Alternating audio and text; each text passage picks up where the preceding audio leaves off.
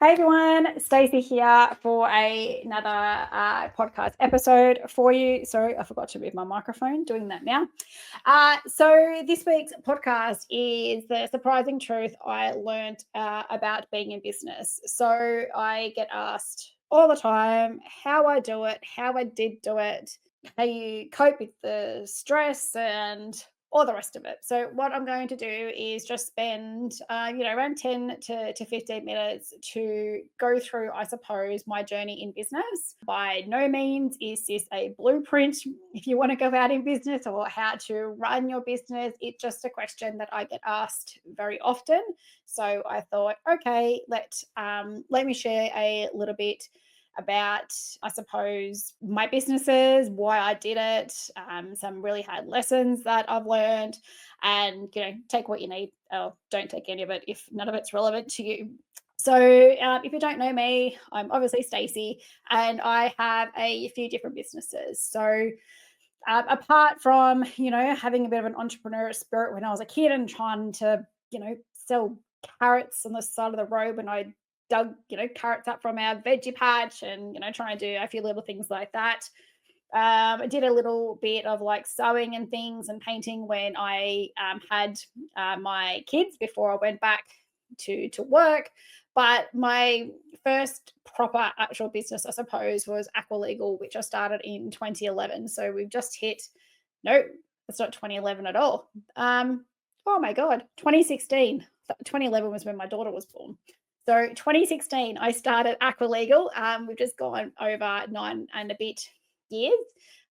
So going well. Most businesses fail in the first couple of years. So 9 years must be doing something right somewhere. But the reason I did that, I suppose, it's the whole I'm going to go out in business and have more time for things. We know that doesn't happen. It takes quite a while for that to happen. So my elders were starting kindergarten. I have pretty well always traveled for work. So I was traveling like over 2 hours a day to and from work. And I was still doing that. We had au pairs.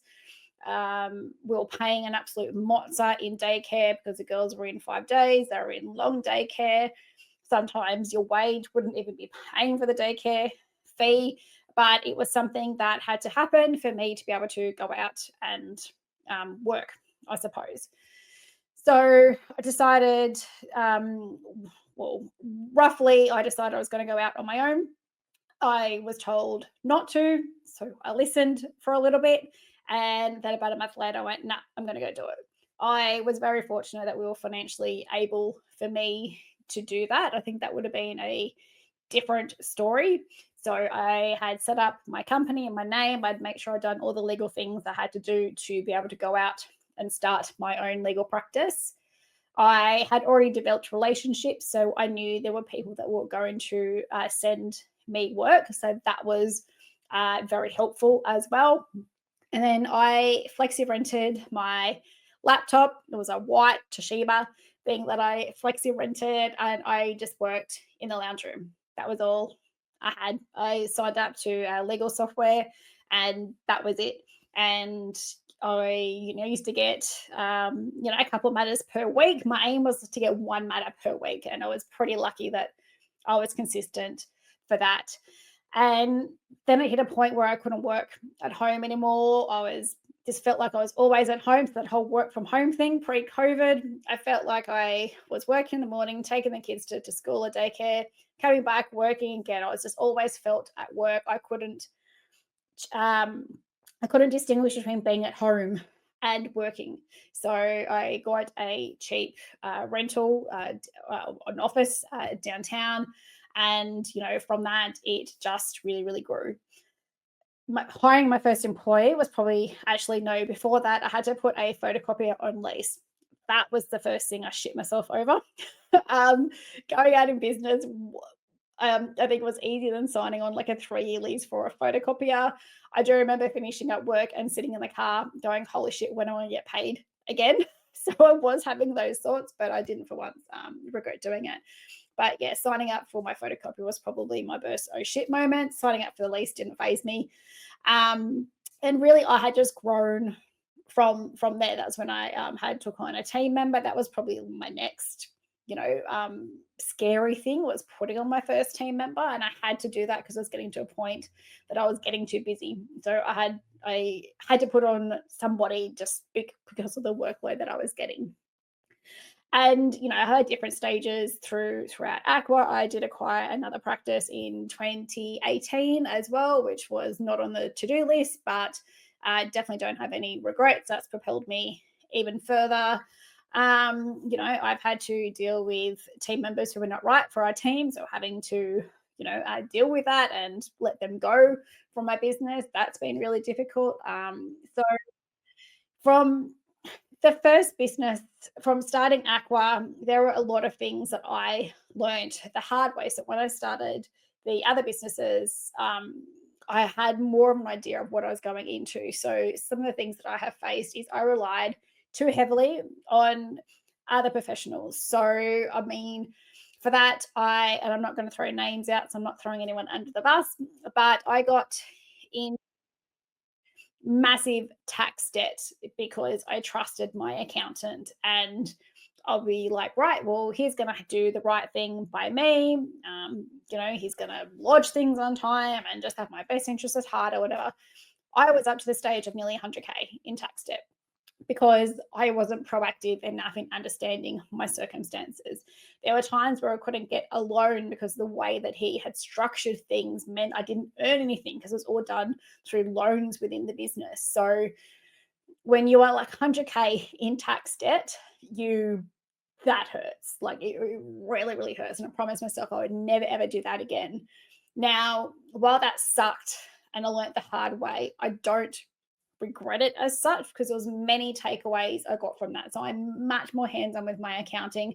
I ask more questions. I don't do anything that I'm not comfortable with. If I need to ask more questions, I'll ask more questions. So whilst that sucked, it did have the effect that I just was a lot more proactive in my numbers, and then paying that off. This was years ago, felt amazing. Like I paid that off. So that was a massive weight off my shoulders. Not setting myself up correctly at the start either. So it was like I wasn't going to make it or something. So nothing was ever set up right. So from an accounting perspective, again, I was using like Excel spreadsheets before I got Xero. Pays weren't really pays. It was yuck, and that complicated things, especially when I started to grow. So if you are starting a business, I would highly recommend that you get an accountant that you can trust and you can talk to, and you can, ask all these questions. I would set myself up from the start I use Xero. So I would set myself up in Xero from the start. I wouldn't be relying on Excel spreadsheets and all of that crap.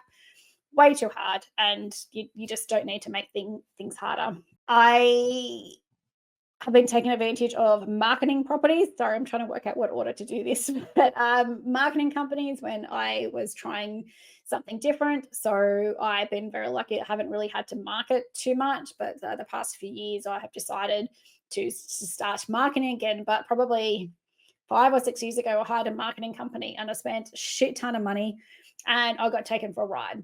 And that scared me because I didn't want to trust anybody again with my marketing. And again, that was another accounting thing, whereas I relied on them to tell me what we're doing and why we're doing it and how to do it and what I need to do and things like that. So, there's definitely been money wasted, but again, I've learned the lessons from that. And yes, while they were hard, sometimes they're the best lessons to learn, because even if somebody had told me that, I probably wouldn't have listened and I probably still would have done stuff. So I might have been a little bit more cautious and maybe not lost as much money. So definitely asking those questions, and don't be so reliant on somebody that, is your accountant, financial advisor, your marketing, whoever it is. Make sure you ask those questions and you're comfortable and you know what is happening. They can do the thing if that's their thing and not your thing. That is completely fine. I'm not saying don't outsource stuff, but make sure you are on top of it and you know how much it's going to cost and why we're doing this and whatever the process is. Make sure that you are all over that, because that will help you know whether you're being taken for a ride, whether something needs to change, whether something's not right. So I highly recommend that you do that. In 2020, I decided to start a second business. Believe it or not, I found that very easy. It literally happened in a day. I don't even think it was a day. It was on a Monday, and I started that second legal practice. That didn't faze me either, surprisingly, which is really random. And then 12 months ago, I started a mortgage broking business, which was the same. So I clearly don't have an issue in starting businesses. And I do have some other things on the cards, which is really exciting, which I won't be sharing. So I suppose for me, I do have moments where I get scared, or you start to shit yourself. Like, I went to go sign a contract the other day for something that was so ridiculously cheap, and it wasn't even a contract, and that made me nervous. So go figure. But yeah, I would not be able to go back to being an employee.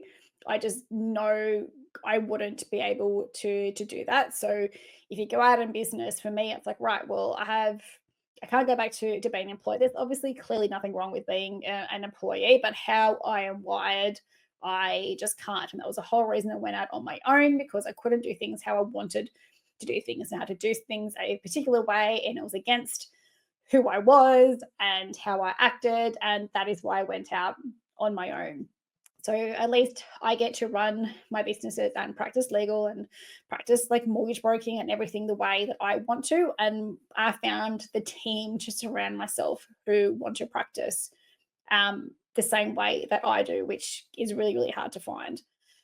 Wearing so many different hats as well is really challenging, especially when you're starting out on your own. You are probably literally wearing all the hats, and people will be like, oh, outsource this, outsource that. Sometimes you can do that, but if there is no money, you probably can't do that, or you need to get to a certain level to be able to outsource that. So there are things that I start to outsource now. I get HR advice from the lovely Big Human Girls in Singleton when I need it for different things. I found, an accountant now that I can just hammer with questions and make sure that I'm comfortable with that. I've just found an amazing bookkeeper again. So at some point, you have to take the chance in something and start to delegate stuff out. Even when I first got my team members, trying to delegate work out, I felt bad, but they were hired to do the work. So if you have team members, make sure that you delegate effectively, and make sure you're delegating to the right person as well. But again, you probably will be wearing different hats if you can afford different things. An accountant is probably really the first person that you should find if you don't have one, because getting set up correctly is absolute key, especially at the start of the business. So that, if I had my time again, I would have set myself up with zero from day one, and not trying to have to fix a mess like 12 months later with all these Excel spreadsheets. And when you're busy, stuff's forgotten and it just gets really, really messy. So definitely an accountant, but take things when you need them. Don't think that you need to go out and get all these people and then you have no money to be able to do anything. I can't tell you, nobody can really tell you when to hire, when to do this, or you need to put this person on or whatever. One, your stomach is going to tell you whether this is the right person or not, but every situation is different. So for me, I think the accountant was definitely a must. And then I didn't put my first employee on until like a year, 2 years later. And people telling me you need an employee now. It's like, I don't need an employee because I don't have that work and I don't have those funds. So just make sure that whatever decision you make, you kind of do your pros and cons list, and you make sure that whatever that decision is going to propel your business forward, and that's the position that you need. If you are going to listen to other people, just make sure that, if you take that advice, again, make sure whether that's the right decision for you. The last thing you want is somebody telling you have to do something and then you didn't have to do something, and then, it ends in a shit fight. I have learned a lot by trial and error. Not saying that's the easy way either. And again, I don't regret it, because I definitely have learned the hard way for things. And I think it's made me who I am now. And I have those stories to tell if there are people wanting to go out in the business, whether it's clients or whatnot. But there has been a lot of trial and error. Like when I first had employees, I had to kind of step up from this solo, employer to, having to be this, what people call a leader. And that wasn't what I I didn't think about it. I didn't have training in leadership. I didn't have anything. And by no means would I be perfect. Must be doing something right because my team have been with me for quite a while. But that is still something that I am working on is, leading a team and try to set by example and, dealing with different personalities, which thankfully, we are all similar in that we all get along, we all socialize outside of work and talk and whatever else. So I'm very lucky for my team, but there are still things that I need to learn, and I definitely have come a long way, but obviously I'm a massive fan of continuous learning. So I am trying to better myself every single day. I'm trying to empower my team to make their own decisions. I'm trying to empower them to go, to have the career that they want.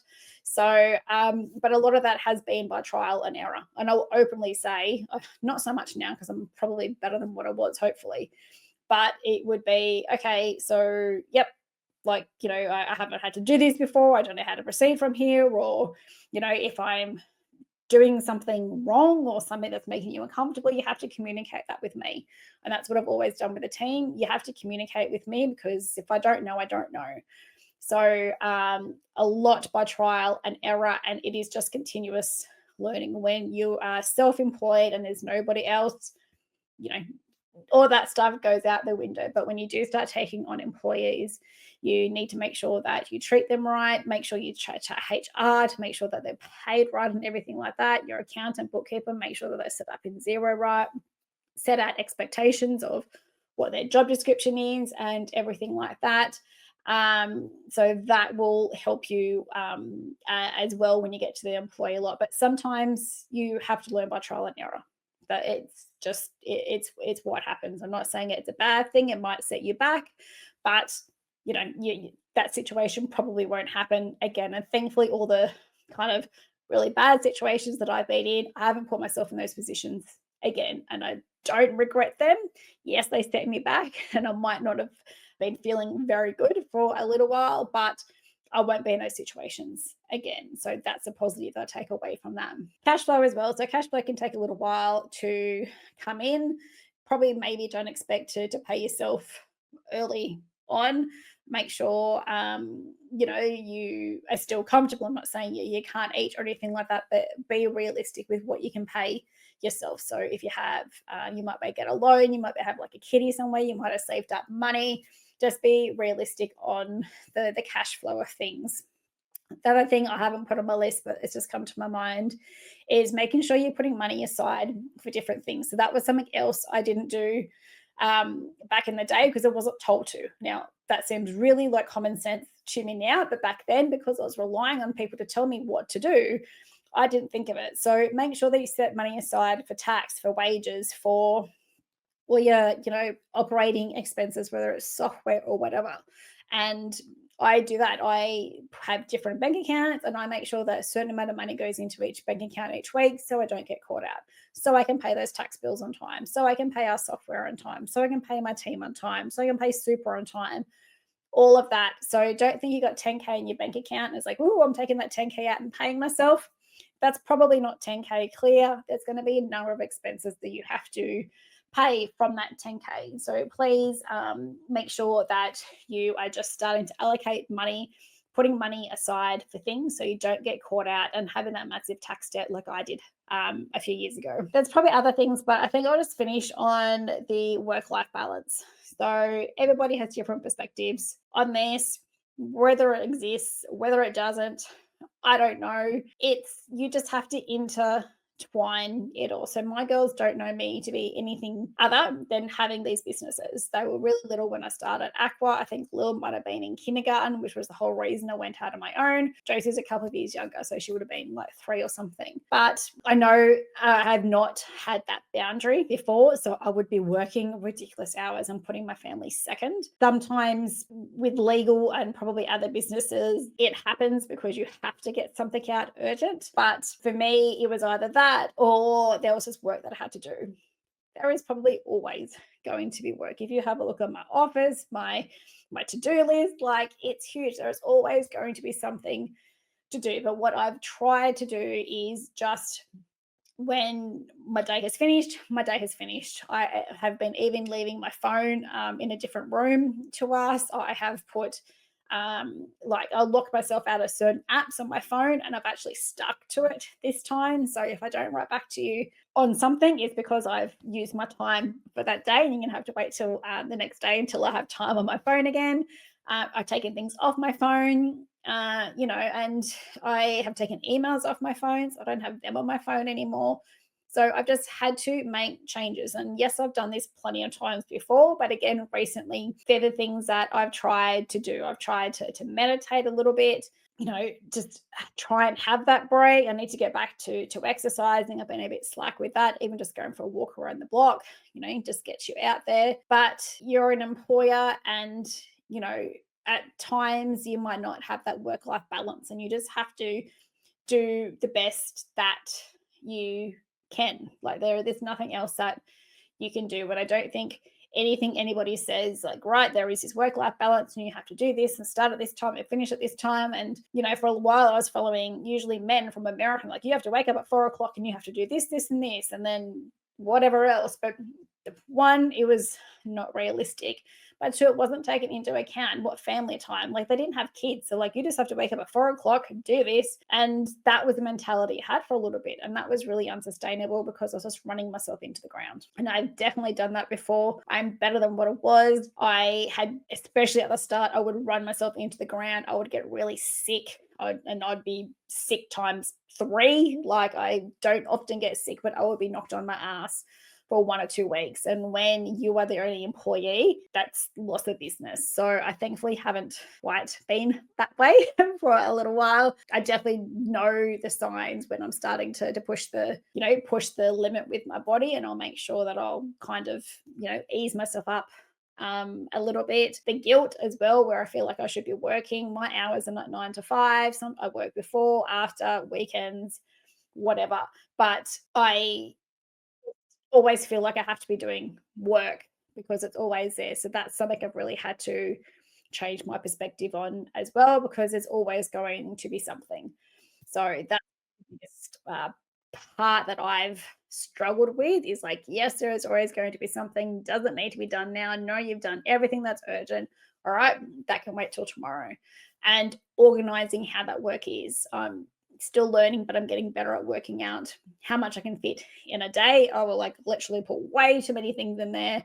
Then I get really discouraged when I haven't ticked off half the stuff, but really it was unrealistic to start with. So so if you want to start a business, go for it. It's not for everybody.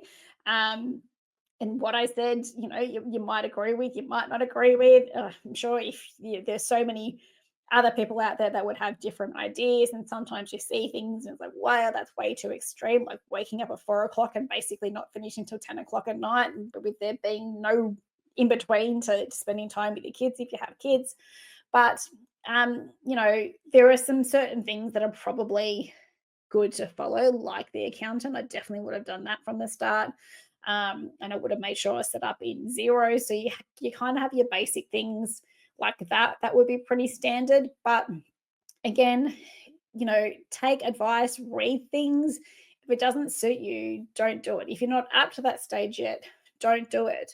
It's, you need to be comfortable in your business. And yes, you might not, I didn't know how to run a business. I just knew how to be a lawyer.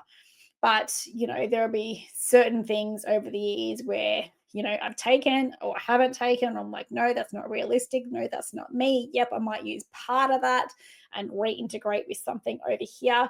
But don't think because you've read a book and someone says you have to do that, that 4 to 10 or something, unless you really, really want to, you don't have to do that 4 to 10. And chances are you're probably not going to be productive in that time frame anyway. I think you only have like a couple of hours per day of productivity time, and that changes for people. Sometimes people are really productive in the morning, middle of the day, nighttime, whatever that might be. So don't feel obliged that you have to absolutely follow, all these business books or, advice. It's, you do what you want to do, but there will be certain basic elements like that bookkeeper or accountant that will make the world of difference. But that I'm still learning. I'm not perfect. I definitely don't think I need any more businesses. I think two legal practices and a mortgage broking business is enough. Obviously have things happening on the side as well, but it can be really rewarding. And as I said, I'm that person that can't be an employee. I know that I can't, and having an amazing team makes all the difference. I just came back from Sydney for a couple of days, and I didn't have to worry about anything because my team were all over it. So definitely has its rewards. It's probably not going to be a walk in the park, but that's okay. But there are so many resources out there and people that will be able to help you, and just make sure you have the right people. If you are listening to somebody who is not in business, probably don't take their advice, because they probably don't get it. So don't let somebody stop you from going out of business if that's what you want to do. If you have, again, that friend that you say, I'm going to go out in business, they're like, oh, what would you want to do that for? Just be an employee or whatever. Don't let that discourage you either. I know that some of the advice I've taken were from people who had not run businesses, and I'm like, oh my gosh, like I'm so happy I did not listen to that, because it's just they don't know, and they probably mean well, and they probably just don't want you to get hurt or whatever.